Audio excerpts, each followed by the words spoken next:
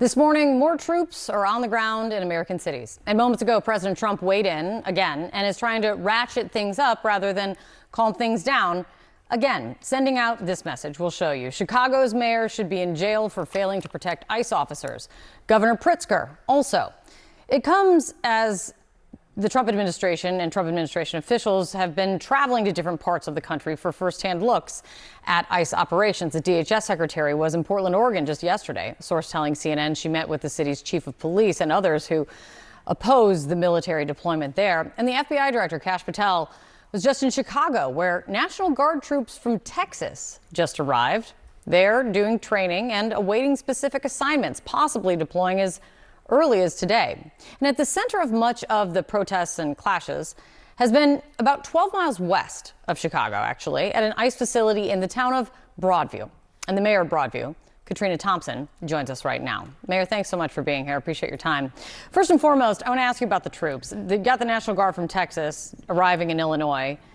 There's a lot of lack of clarity of what happens next. Are you expecting them to come to Broadview? What are you preparing for? Well, good morning. Thank you for having me. What I am prepared for is just making sure that we are communicating with the residents of Broadview and to protect them to be safe. We do know that the National Guard is not local law enforcement. They are military. They have no local police training. Having them serve as a local law enforcement is asking them to serve outside of their training. We didn't ask for them. We don't want them here. And I fear that they will escalate the conflict started by the flame of ICE. So we just try to just manage as best we can. Do you think it could inflame things further from what you've already been trying to get a handle on and control? Oh, absolutely. Our experience with ICE has been terrible. ICE is the one who's been instigating all the problems against our village and against our residents. They did not respect our local laws. They did not respect life safety issues, and they are causing problems and committing crimes. Unprovoked firing of rubber bullets and other projectiles, dispensing tear gas and other chemicals without the regard of the residents across the street who are being harmed.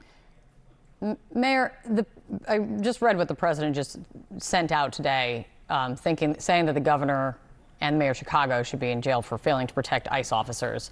As I've already mentioned, the ICE facility that's kind of been a central focus for weeks now is in your very small town. What is your reaction to the president when he says that? Well, he has his right to his opinions, and I severely disagree with that. We have a right to protect our communities. We have a right to protect the state of Illinois, and we didn't ask for the National Guard. I want to play for you something because Portland is another prominent city facing something of what you're dealing with in Illinois. My colleague Shimon Prokupecz spoke with a congresswoman from Portland who is there and begging protesters at an ICE facility there to leave because what she says is that outrage is exactly what the administration is looking for. Let me play for you what this congresswoman says. By going to that facility, people are not being strategic. At this moment in time, protesting in the streets is absolutely important. Just don't protest right there because then you're playing into their story that is not the reality, as you can see looking around here. You become part of a war zone narrative if they decide that that's the time they're going to go out there and provoke.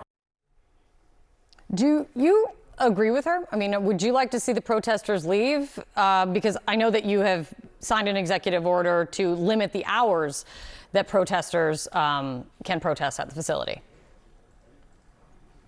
Oh, absolutely. We know that ICE don't respect local laws. They don't respect First Amendment speech and assembly, and the Fourth Amendment unlawful in assembly. So absolutely. And we want to make sure that the people that visit our town every day, that they're safe and they feel protected. By going into that facility is just going to incite other things that can take place. And we just want people to be safe, but be able to exercise their freedom of speech. But you'd like to see the protesters leave. You think they're playing into the administration's hands by protesting outside the facility? Well, emotions are high right now, right? And so when we channel that emotion of anger, sometimes we don't think rationally. And so we as local leaders have to put protocols in place to keep people safe. It's not to restrain or put a ban on anything. It's in the best interest of them. And sometimes people just don't know what's best for them because of the anger that they are facing or the challenges that they want to see changed from their lens. But I agree with her that, you know, we asking you all to stay away from the facility because it's going to create more problems. And again, we live here in Broadview, and then we have to deal with the aftermath. When those protesters come to our community, they get to go home. They get to go home trauma-free, drama-free, sleep well at night. Their families are not impacted.